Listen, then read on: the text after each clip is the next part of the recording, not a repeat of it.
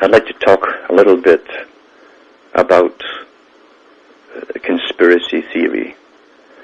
Now, the term conspiracy theory was given to the public to use, and those who are trying to expose things have adopted this without thinking. It's quite interesting how psychology works and how it's known to work, because I've always stated that if you have the facts, especially the facts that are written about by some of the main players in this grand scheme of things, not about them, but by them, then you have the facts, and you use the facts. That's not a conspiracy. Now, H.G. Wells said the same thing back in the 1920s. He says this is an open conspiracy. Even then, they published many, many books about their goals, their future, the world planning, the organization that would go into it, the kind of future they were going to bring in. And it's never changed. That's ongoing. And there are many books published by in-crowd type professors, books which are not promoted by the media. They're out there, though, for the public if they want to go through them. Most of them won't, because the public are trained like everything else in their tastes. Their tastes are not their tastes. They're given to them, whether it's entertainment or book reading, whatever. And if the media doesn't tell you that this is a must-see book, then they won't read it. It's only the oddball here and there, like me, who goes through the dry, dusty books, which are definitely boring, until you come across gold, an occasional paragraph here and there. But legally, the information has been put out. For those who accept the term conspiracy theorist, they're adapting a term which is discrediting them right off the bat. So I hope people stop using conspiracy theory, the term that the other side would like you to use about yourselves. I get many, many phone calls, and I often have to, nowadays, unhook the phone, because at one time I did literally take calls non-stop from 7 in the morning till midnight, 1 in the morning, and I wouldn't even have time to eat. And I've stopped that, because why kill myself? And it is true that a lot of people will suck you dry. And that's really what a lot of people are there for, is to suck you dry. Others are genuine enough. But I can't keep going over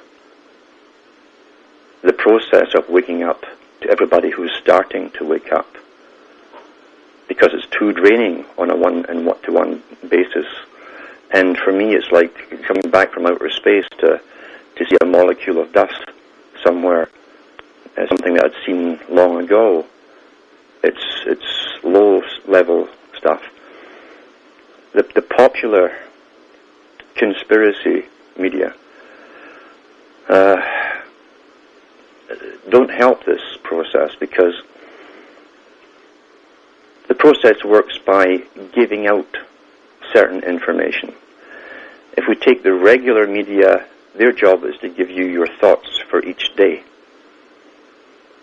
to stop you thinking for yourself. They give you the topics, they'll give you the answers, or a pretended debate about the outcome. You're guided to a conclusion, which is not yours, but you'll accept it, not realizing it's not yours, because you're only given limited information on any topic. And when you try and avoid that kind of media, people tend to look for truth elsewhere. And elsewhere used to be alternative AM or shortwave radio. It's now combined with internet today. And sure enough, there's lots of them out there. And all they're doing is when you're trying to skip your downloading from the regular media, you're going over what's in the regular media in the alternative media. Now, the process of indoctrination, it doesn't matter who gives you the information to be indoctrinated with or your thoughts for the day, as long as you get them. That's the important part. So I tend not to look into shows that go through what politician has been put forth to bring out whatever bill, because it's irrelevant. These names are really irrelevant. These people are irrelevant. If it wasn't them, it would be another look-alike that would be put in their place to do the same thing. They just happen to be the high masons that are in at the moment, and they're given their marching orders, and they do it.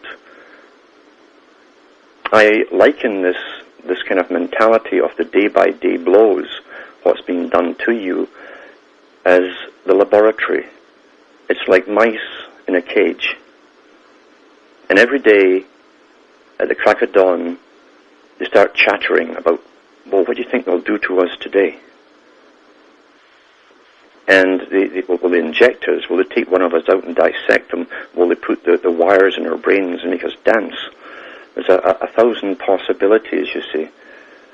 And sure enough, at 8 o'clock in comes the white-coated priest. And he starts on his business, and they're chatting, what's he doing now? Is he going to do this? Is he going to do that?